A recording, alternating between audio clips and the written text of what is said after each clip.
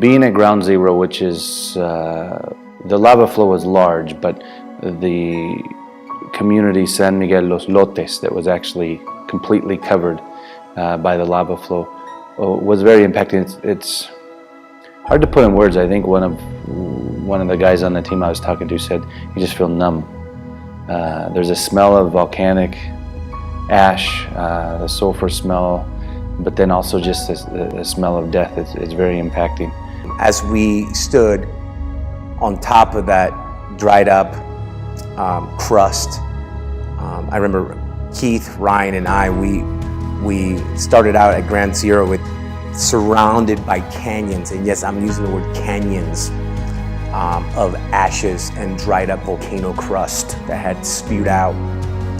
And as we are talking to this older man, it looked like he was 70 plus years old, and he had a shovel out, and I knew the answer to the question, but I still asked him. I said, "Excuse me, sir, what are you digging for?"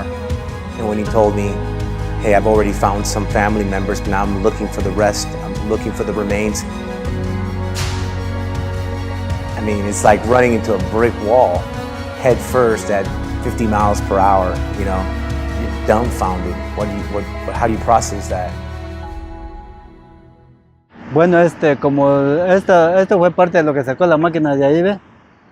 Los desaparecidos están ahí en esa parte de ahí. Entonces, ahí desapareció mi hijo, la esposa, los suegros. ¿Los encontró? Y una hija más. Unos restos pequeños hemos hallado, pero restos grandes no hemos hallado todavía.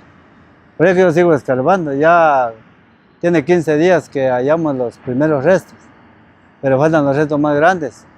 Y por eso estoy aquí todavía con la idea de ver si los encuentro.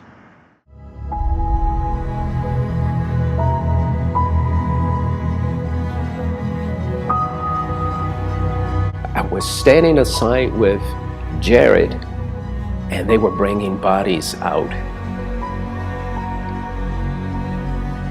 And that was the most difficult thing to see because the bodies were decayed.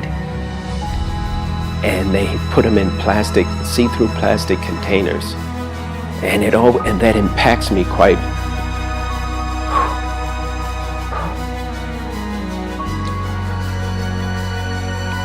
It impacts me quite very hard, put it that way, because there was life at one time in that body. And it leaves me to think about eternity.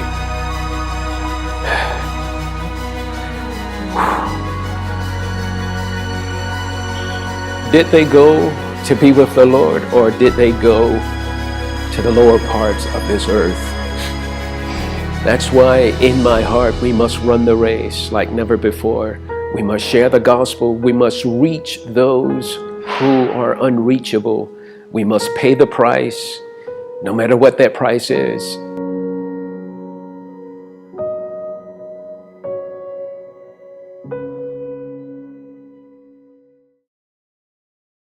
I think Foursquare International and Foursquare Disaster Relief specifically play an important role. When a disaster happens like this, the governments have their supplies set for that. They have locations that they're going to set up, the albergues, the shelters.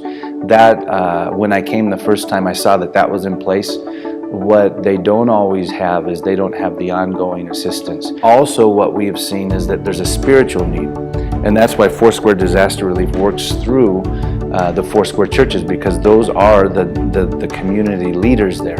So there's other aid organizations, and those are good and those are great, but as believers and as the Foursquare family, it's great to know that Foursquare Disaster Relief will work as a channel through their churches. The Guatemalan Foursquare Church is a phenomenal family built on just the power of God, and they're in need now. They're in need of support, they're in need of strength. Pastor Ismael has been he's been going non-stop since this happened, and there's probably not going to be a let-up for a while. They need encouragement, they need support, but also I would encourage those that want to help to go through the proper channels, because we don't want to give beans and rice if they need clothes. We don't want to give clothes if they need beans and rice. We don't want to give them beans and rice if they need a hug. You know what I mean? But this is going to be an extended, pretty long time of reconstruction, and if they're feeling the nudge to come to Guatemala, Pastor Ismael and others have said they love to host teams and love to have people here. So that's the main thing. We're a Foursquare family. We work best when we're together, and we in North America, we need what the Guatemalan church has too. It's really encouraged my spirit to see the faith and the determination of our Foursquare leaders down here. You know, there is, after a disaster such as this, there is redemption. That's how God operates. His redemptive power is at hand. And so be praying for the country of Guatemala, and pastors, leaders, churches, consider coming to Guatemala on short-term mission trips. Foursquare churches across America, people who perhaps know they have a missionary calling in their lives, and have been kind of brushing it off. Ask the Lord if Guatemala is the country that He wants you in.